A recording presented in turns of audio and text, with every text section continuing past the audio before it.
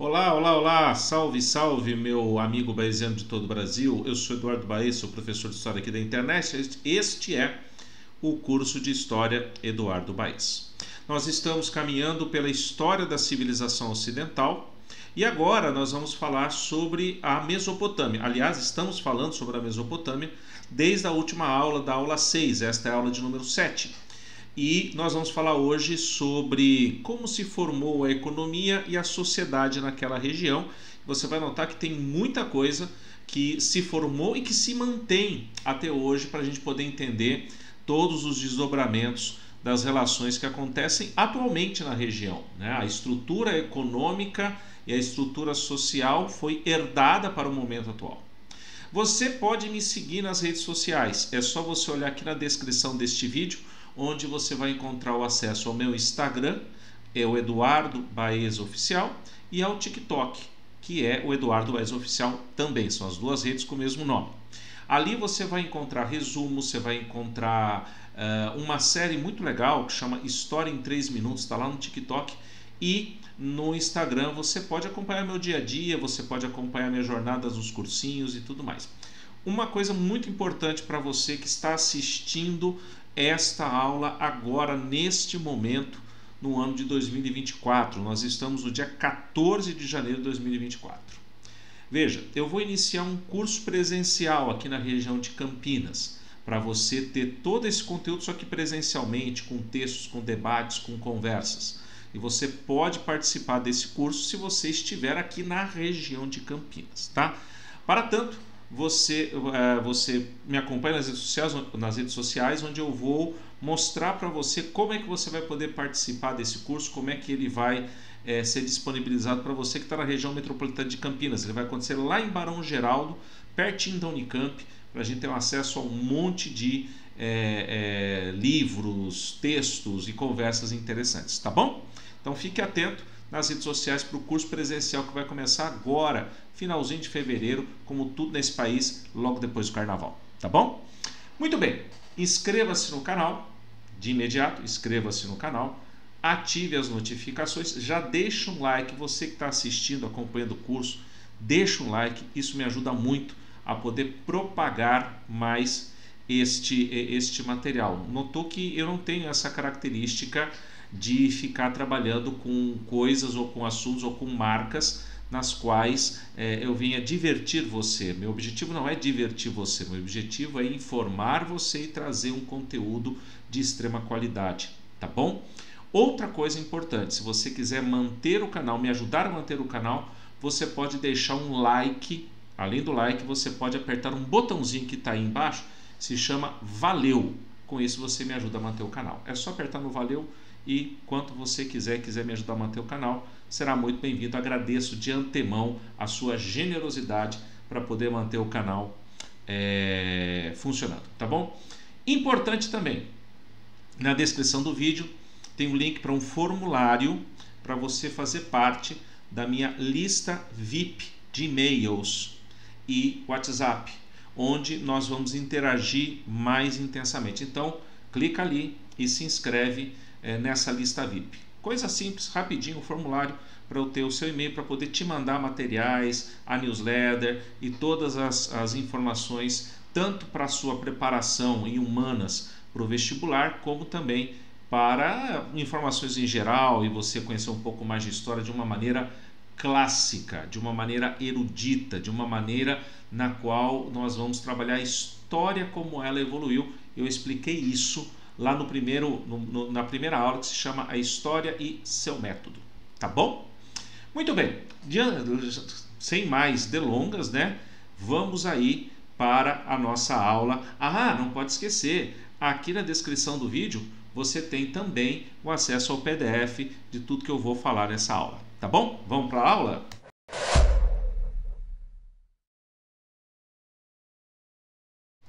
Olha só, cá estamos, Antiguidade Oriental, parte 2, onde nós vamos falar de economia e sociedade, tendo como ponto de partida a gente falar a respeito da organização econômica na Mesopotâmia. Não vamos nos esquecer que o sistema econômico do Oriente Médio na antiguidade é o chamado modo de produção asiático. Expliquei o que é o modo de produção asiático nas aulas introdutórias. Você pode voltar lá para a aula 3, na terceira aula eu falei sobre modo de produção asiático com os detalhes que você precisa saber como ele funcionava. Na Mesopotâmia, como ela está incluída no cenário da chamada crescente fértil, na qual se inserem o Egito, a Palestina e a Mesopotâmia faz parte dessa estrutura ligada ao chamado modo de produção asiático, ok? E essa estrutura tem como base fundamental a atividade agrícola, assim como no Egito você tem atividade agrícola sendo fundamental, na Mesopotâmia também atividade agrícola às margens dos grandes rios, o Tigre e o Eufrates. Dependentes do rio Tigre e Eufrates, assim como a economia egípcia era dependente do rio Nilo. Só que tem uma diferença. Na questão do Egito, as enchentes do rio Nilo, havia aquela enchente na qual a água transbordava para o leito dos rios, depois voltava ao seu eixo normal, deixando uma faixa extremamente fértil para ser cultivada.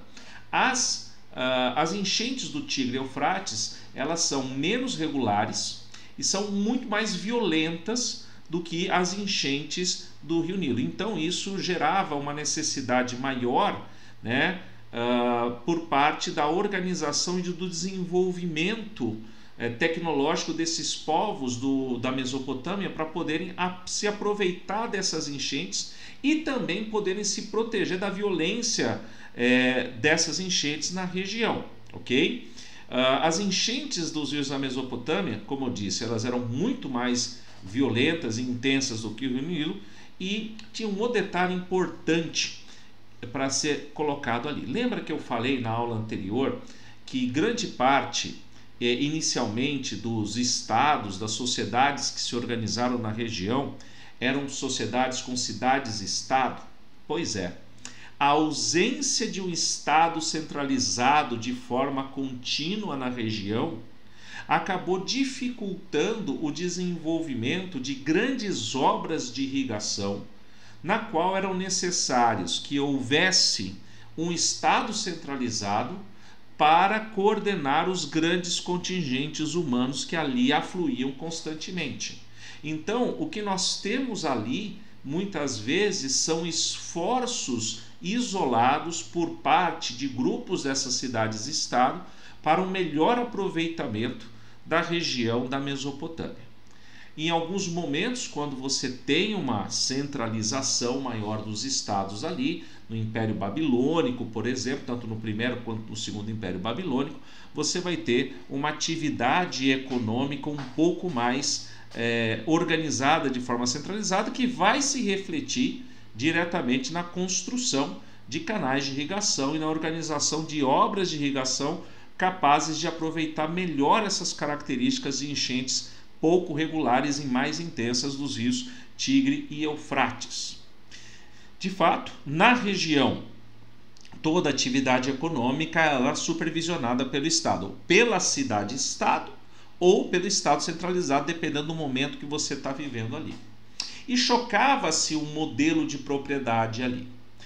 A propriedade estatal da terra, no qual se produzia em grande quantidade trigo, cevada, centeio, criação de ovelhas para obtenção da lã, obtenção de tecidos, com a propriedade fragmentada, comunal das pequenas tribos ou dos grupos tribais familiares.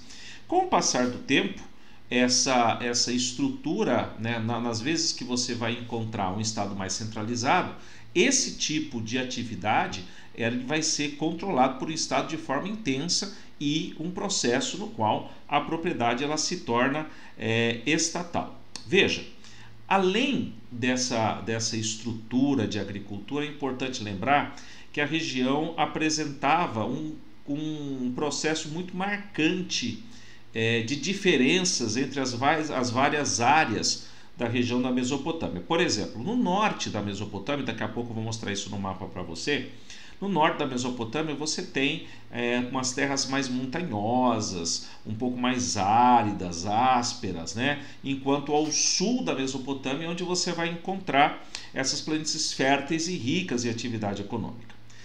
Dessa maneira, os povos do norte, por muitas vezes, sobretudo os assírios, eles assaltavam com frequência a região sul, né, atraídos justamente pela abundância dos cereais, pela quantidade de palmeiras que eles tiravam para utilizar como madeira e tiravam até a obtenção de um certo vinho fermentado na região.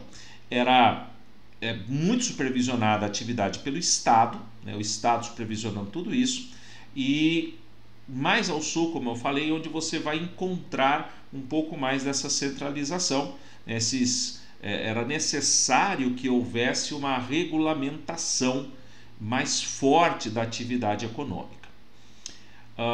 É interessante observar que quando você lê o Código de Hammurabi, que eu citei na aula passada, ali você vai encontrar prescrições extremamente rígidas sobre construção e manutenção dos canais, como os diques de irrigação deveriam ser construídos, e sem essas orientações, lembrando que Hammurabi é o primeiro império babilônico, sem essas regulamentações a agricultura estatal seria impossível na região, né? Isso permitiu o desenvolvimento de uma atividade econômica bastante intenso para a época, a utilização de processos de irrigação e a consciência da necessidade de espaçar as plantações a fim de obter o melhor rendimento. Importante observar também que eles serviam-se de animais, né, como bois, cavalos, para o uso da tração de arados na terra. Olha o desenvolvimento. Por que eu vou domesticar o animal, o boi e o cavalo para arar a terra? Já disse para vocês, pegue uma picareta, tente rasgar um pedaço de terra com a picareta, você vai ver porque você precisa de um cavalo, porque você precisa de um boi para puxar o arado, né? E como eu disse também, a criação de carneiros tinha a finalidade principal de obtenção de matéria-prima para a fabricação de tecidos de lã. Além disso, tudo isso, né, toda essa região, ela se intensificou e se interligou por um comércio intenso. Havia uma escassez de produtos que obrigava a busca desses produtos fora da região da Mesopotâmia, e é uma região de planície, então a facilidade de comunicação é muito evidente ali, e a gente nota uma grande circulação de povos na antiguidade. Destaques aí para os dois impérios babilônicos que eu citei na aula passada, que desenvolveram uma grande comunicação com os povos da região, com intenso comércio de caravanas interligando toda a região da Mesopotâmia. Olha só esse mapa que eu trago aqui para você. Tá vendo essa linha verde aqui todinha ligando Sardes, Mileto, você vai lembrar de Tales de Mileto, teorema de Tales, Sardes, olha aqui Bizâncio, aqui você vai encontrar a região da Grécia Antiga, que nós vamos estudar futuramente, a costa da Grécia Antiga, o Mar Negro, o Mediterrâneo, e aqui uma grande rota de caravanas que ligava a região do litoral do Mediterrâneo e parte da região aqui do chamado norte da Mesopotâmia e parte da Ásia Menor, com Susa, que vai ser a grande capital de vários impérios, sobretudo o grande Império Persa. Por sinal, o que você observa aqui com destaque amarelo é o Império Persa, que eu vou falar daqui a pouco para vocês, né? Eu vou falar um pouco mais para vocês, melhor dizendo, que vai ser a grande marca, né? Essa economia do Império Persa que você está vendo aqui, ela não é muito conhecida ainda, mas sabemos que essa unificação política facilitou a quantidade de trocas imensas dentro do Império, na medida, né, que acabou reduzindo uma série de obstáculos e passou a oferecer uma segurança na viagem dos mercadores.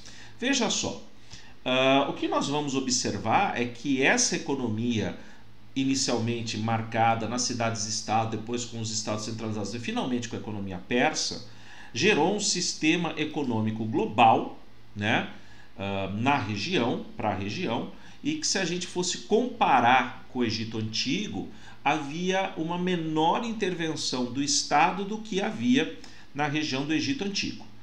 Inicialmente com uma propriedade comunal da terra, por conta das tribos, dos grupos comunais que ali se desenvolveram nas cidades-estado, geraram também uma transição para a propriedade estatal da terra num segundo momento, tornando o proprietário o grande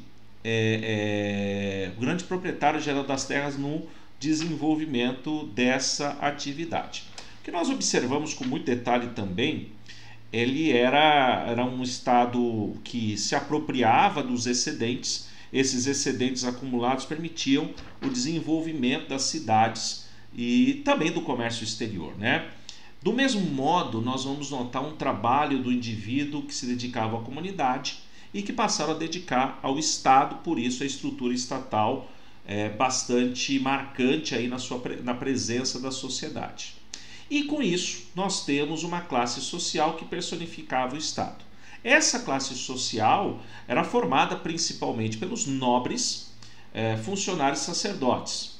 Os sacerdotes eram elementos que se beneficiavam da renda das propriedades arrecadadas pelos funcionários do Estado. No caso da Mesopotâmia, a instituição superior que concentrava a riqueza cobrada dos camponeses, dos artesãos, era o templo, que era administrado pelos sacerdotes, como nós acabamos de ver. No Egito, lá no Egito, como nós vimos, a gente pode comparar com a sociedade mesopotâmica, preponderavam os homens livres, os camponeses e os artesãos que não dependiam de um outro homem, mas dependiam de quem? Dependiam necessariamente da atividade que eles exerciam no cenário da sociedade em si. Então, o que nós vamos entender cada vez mais é que é uma sociedade caracterizada pelos homens livres, como nós vimos, mas com a presença de uma escravidão que aparecia durante as guerras. O escravo, nessas ocasiões, era um escravo que pertencia ao grupo comunitário e que consequentemente, pertencia ao senhor desse grupo comunitário. Como não havia propriedade privada, como eu disse, ela evoluiu para uma propriedade estatal, da propriedade comunal para a propriedade estatal, isso impediu o desenvolvimento de uma maior exploração do trabalho escravo, ao contrário do que aconteceu mais tarde, ou o que aconteceu mais tarde na Grécia e em Roma. Além disso, a exploração desse trabalho de camponeses e membros da comunidade em forma de servidão coletiva limitava a exploração do trabalho escravo, que ficava mais vinculado a trabalhos mais pesados, mais difíceis, como o trabalho nas minas, como nas grandes construções. Então, era uma sociedade extremamente complexa, como nós estamos vendo, por conta da diversidade da origem dos vários povos que viveram na região, como os sumérios, como os semitas, e, além disso, raramente esses povos eles estiveram reunidos sob o mesmo soberano. A figura do rei, para os mesopotâmicos, não era considerado um deus vivo, como para os egípcios. Eram apenas representantes de Deus, um intermediário designado por um deus para interpretar a sua vontade. O rei ele impunha, portanto, o que nós sabemos, um caráter divino à sua missão. Em geral, os reis mesopotâmicos possuíam riquezas fabulosas, como palácios, uma grande corte. Era uma sociedade, como eu já disse, de homens livres, comerciantes, proprietários agrícolas, concessionários agrícolas que usavam as terras do Estado, e escravos. Existiam os escribas, os médicos, funcionários, artesãos, que completavam esse quadro social com uma extrema rigidez.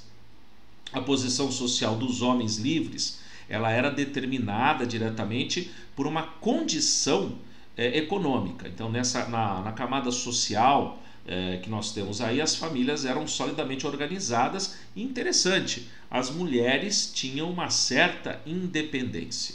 Existiam escravos, numerosos, sobretudo em época de guerra. Esses escravos tinham a cabeça raspada e a testa marcada em ferro quente, para você saber que aquele indivíduo era escravo. Veja, testa marcada em ferro quente. Eram considerados animais que falavam, constitui-se uma mão de obra barata para a agricultura quando necessário também, e também no comércio ou mesmo em trabalhos pesados do Estado, como eu já disse.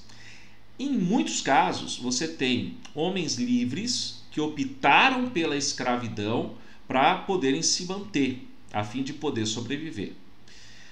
Os persas, eles tinham uma estrutura tribal de organização também.